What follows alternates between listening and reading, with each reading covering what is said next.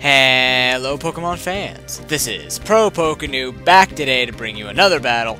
But before we bring you a battle of the Smeargle variety, because you guys can pretty much see the title for yourself, there have been updates. Yes, ladies and gentlemen, we have actually had a very interesting turnout of people who have tried this out already, and I thank you so much for trying it out. I'm glad that the idea appealed to a lot of people, and as a result we had quite a bit of battles, and it gave me an idea as to how to improve this tier and certain suggestions, certain considerations to look at if this continues on in the future.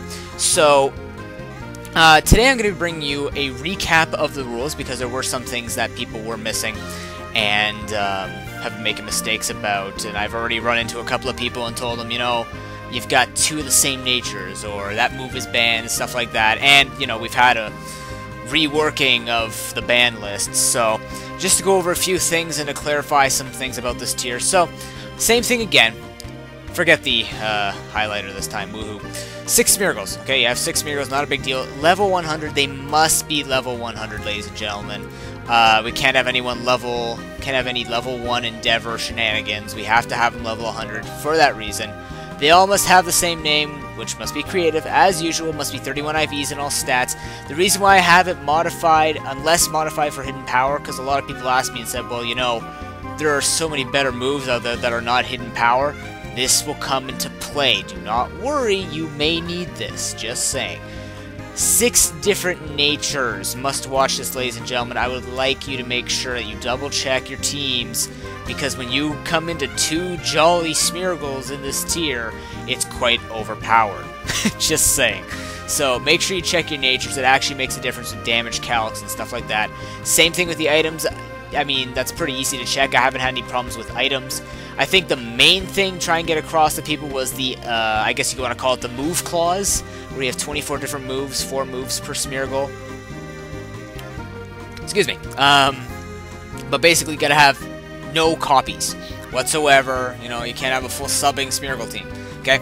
So, obviously the sleep, the freeze, the Wi-Fi, the self-KO, and the item clause are active. If you're playing on Pokemon Showdown, I believe you go to Glitchmons, and that'll allow you to play your 6v6 Smeargles. Otherwise, it's like, oh no, you got species clause, whatever. Which means if you're playing on PO, you have to remove your species clause, obviously.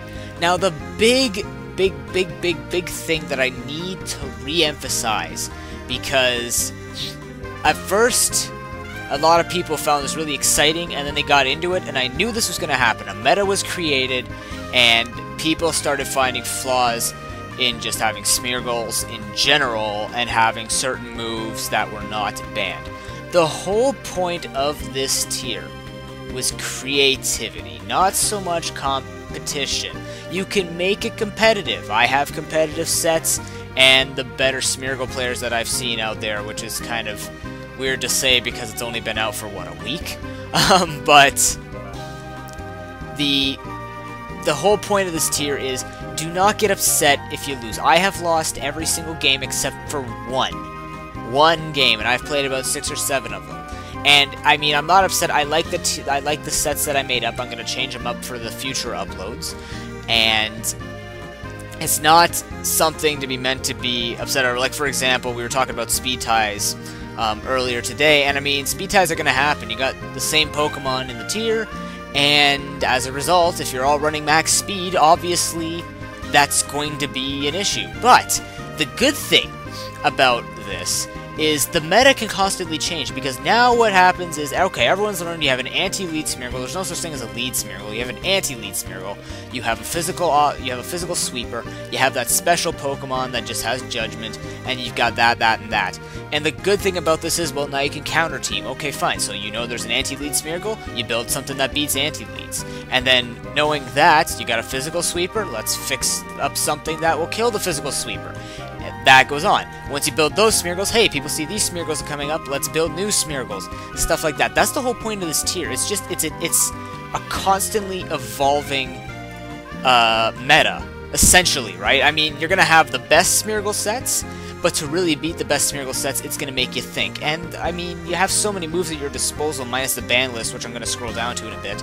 But you have a lot of things at your disposal, and I invite you to just come up with sets, build troll teams if you really want to. I mean, you don't want to go full-out hyper offense because it might not necessarily work, nor will stall necessarily work. And, you know, that's the reason why we have this move clause, is to keep you on your toes, thinking about sets, and your mind constantly working. So I just wanted to re-emphasize that because I think a lot of people, I mean, they get really excited. They're like, "Ooh, I'm really good at this, and I want to be like the strongest player and win all of them." But, you know, you have to understand, there's going to be hacks. There's going to be speed ties. There's going to be everything like that. It's Pokemon. It's the way it's built. It's a game.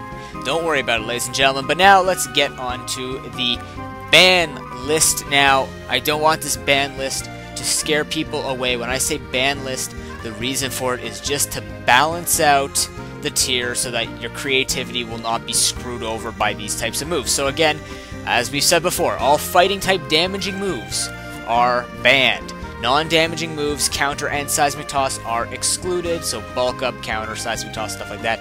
Moody is banned. All moves banned by Smogon, so evasion raising moves, one-hit KO moves, stuff like that. All items banned by Smogon. This was another thing that came up. People were asking me about pinch berries. No. They are banned until they are used competitively. Now, I would like to say that pinch berries are permanently banned, because when you think about it in a Smeargle tier, when you give something a pinch berry, Salic berry, and you know the damage calcs, and Smeargles can only do so much to each other at a time, you get that pinch, you know, it's gonna make the Smeargle extremely advantageous for your team. So that'll come when it comes, but until it's used competitively, I'm going to say the item is banned. Okay, so we'll keep an eye on a Smogon, but I don't think it'd make a big deal other than the pinch berries. I think that's the only question that I really got. But other than that, we have Baton Pass, which is still banned. Now, this was a move that I actually missed, which was Final Gambit, and yes, this has to be banned, ladies and gentlemen. It's essentially non-having-to-be-hit Destiny Bond. With Scarf, you could take out every single Pokemon. Duh, it's the one Pokemon on the people's team, max speed, max HP. So, Final Gambit is banned just so it doesn't make it that 5-5 advantage, because, you know, you might have a Smeargle that you want to surprise him with, and hey, what do you know, it just got taken out because this guy has Final Gambit. So, very good call. I believe that was Bane Rain that pointed out to me. Thank you so much. That's a nice ban, as well as Extremespeed. I found through the battles that Extremespeed became very over-centralized with SD, which is Swords Dance if you don't know the short forms, and as a result, Extremespeed was actually sweeping. Just kind of like Return, only, you know, Extremespeed has +2 priority. So we banned that. The new thing is now Quick Attack. I shouldn't have given you that hint, but you're going to figure it out anyways. So, Extremespeed is banned just for that reason, that people couldn't last very long, and once they set up, it's over. Now, again, going back to the exception, any banned combination of moves on a single set is legal in the Smeargle tier. So, that's a thing. And once again, just reminding you that there will be extra rules coming soon. Now, I should clarify that my channel is not becoming the Smeargle channel. This is going to be something that I would want to do once in a while, so if I ever uploaded more than twice in a week, because, you know, that's going to happen during my school year, right?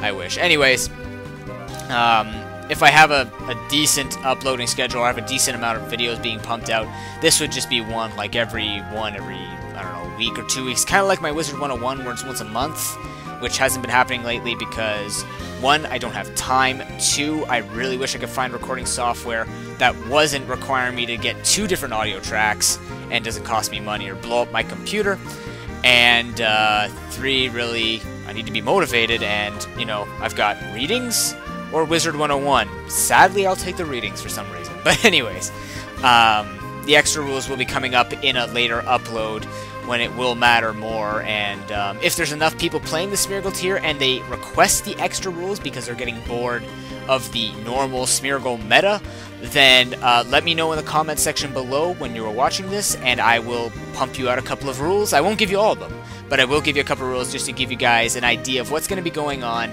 and get your minds working if you're still looking for the recreational fun that is the Smeargle tier. So today I am not just bringing an update video, I am actually going to bring you another Smeargle match against Case Victory, only in this case he's going to be known as Terrorkion. You know, Terrorkion, clever, haha, I love it. Anyways, so I'm going to be bringing you a battle, so now let's head over there. So, just a couple of things that I actually forgot to mention in the long introduction. One, the rules that you saw on the screen, I'm going to put them back into the video description, but I'm also going to put it in a Word document and try and get it attached to the video, try and just download it off MediaFire, just so that you people can print it off yourselves, so you don't have to keep going back to my video if you forget a rule or anything like that, or if you want to pass it on to other people. I guess it makes it easier to transfer files that way. So that's one thing. Another thing is I actually changed up my team, so not too much. I changed up a few things, like toxic spikes are gone, they've been replaced with normal spikes, and there's been some EV changes and nature changes, stuff like that, but essentially it's the same thing. So you'll still see the same 6 Smeargles that you saw last time, they'll just have some slightly different moves, stuff like that. But otherwise, let's just get straight into the match. So it's going to be, once again, Team Sketchy versus Team Picasso. Now, in this case, I figured, you know what, let's mix it up, because most people think you're going to lead with your anti-lead, so I'm actually going to decide to lead off with my choice Scarf Smeargle this time, as he decides to lead off with his Smeargle. Now, I'm just going to go straight for the U-turn. It still does the same thing, breaks the sash. The only difference is I risk getting hit by a fake-out, but I know he's not going to have it. He actually doesn't lead with a lead Smeargle, though. He's got his Perish Trapping Smeargle. And what do you know, I go into my conversion Smeargle to try and get it set up. I figured, you know, I could just get this thing set up early and take him out. But he's got a Perish Trapping one, so, you know, my niche has been destroyed. So I'm just going to go for Rock Blast because I did transform into the Rock type and for some reason turn invisible. So, that's a thing. Anyway, so he's just going to stall me out. Tries to go for a Double Detect. No, I'm going to smash him with Rock Blast. Now, if you take a look at this, that Citrus Berry saves his butt, because I'm pretty sure I would have brought him really low or possibly taken him out if I hit a 4th time. But that Citrus Berry is going to be useful for him. He's just going to go for the Detect. I go for the Spike because I know I'm screwed. So, I am going to fall, but the good thing is his Perish Trapper is going to fall, so that's an easy 5-5 in the beginning. I don't have to worry about this thing for later. But now what's going to happen is he's going to bring out his Smeargle. I bring in my anti-lead Smeargle, which just makes sense. So I'm just going to go for the Fake Out to get some damage off. I see it does 21%, which means he has no defense or HP investment, as far as I know. And I'm just going to go for the Spore and put him to sleep, which is perfect. But he wakes up first turn. I thought I could set up with my Tail Glow, but he actually converts into the Steel type. Now this was a little bit of a bad play, but not really. He goes for the Coil, as I actually go for the Tail Glow. Now I do have Searing Shot, and this thing is a Steel type, but he goes for the Steel Gem boosted Meteor Mash. Holy mackerel, that is called random but awesome.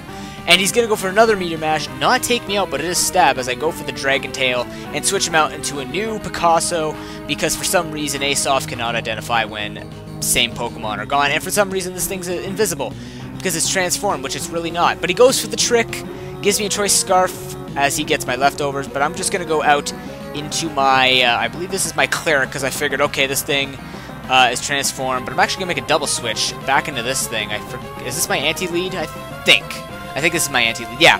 So I'm just going to go for the Spore, put this thing to sleep because his other sleeping poke woke up, which is dumb. But now he's going to switch out, go into his next Smeargle, and thank goodness this is so easy to narrate. I'm just going to set up a layer of spikes. It's easy because you just keep saying Smeargle. You don't have to remember any other Pokemon in the game. Turns out this Smeargle has Rapid Spin. I'm like, okay, that's cool. He goes for the Toxic, but it's my Coil Quiver Dance Lumberry set. So I'm going to set up a Quiver Dance first, mainly because I wanted to check stored power, but I also figured the speed will be nice if he tries to bring out other sweepers, and this way I will be able to outspeed them. As he goes for a Toxic, I really don't care. I just want to get this thing and maybe a couple of other Smeargles dead, depending on how much this does. That's +2 with, I think, 16 EVs and special attack. That's not half bad. It's a mixed attacker, so I mean, it's not going to be fully powerful, but I've decided to set up the +3, see how much +3 with stored power will do, as he sets up a layer of spikes with his Stealth Rocks. Again, not too concerned, it actually gives me an opportunity to take it out, and, I mean, I'm going to get hurt, but, you know, if he's got a Scarfer, I'll deal with it with my own Scarfer, hopefully. But at this point, I'm just going to go for another one. Don't take him out. He brought in his Sleeping Poke on purpose because he thought the Toxic would take me out. But no! I'm alive with about 4 HP or something like that, and I'm going to be able to take out his Sleeping Pokemon, which means something else has to be succumb to Spore, but it also means that my Tail Glow poke has been eliminated, or not my Tail Glow, my Coil Quiver Dance poke has been eliminated.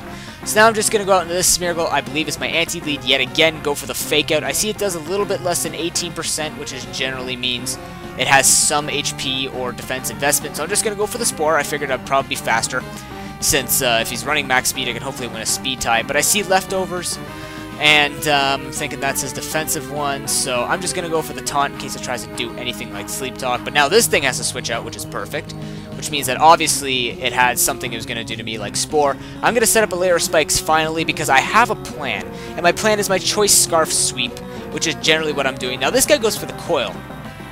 That's not good because he's going to go for the Bullet Punch, leave me with like 7%. I'm going to be able to go for the Dragon Tail, switch him out, drag out his next Picasso, which is not the one that has a coil boost, and it is asleep, so you're not going to be able to see that. As I go for another Dragon Tail, there's the HP going random, because it's awesome like that, and he's actually going to bring it out into his Acid Spray Smeargle, which is awesome. I was going to do something like that.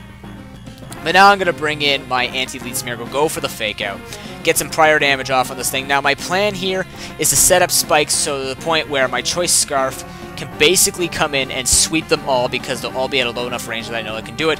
But he goes for the Mind Reader Inferno. Ugh, my set. That's okay. That's cool. He's Life Orb, but now this means that I can bring in my Choice Scarf Smeargle, and since they are all at under or around 50% health, I do know that Thrash will be able to take him out, and I don't have to worry about any confusion hacks because I'm own tempo. So that was an excellent match. Case victory. Comment, rate, and subscribe, everyone. I hope you enjoyed this battle.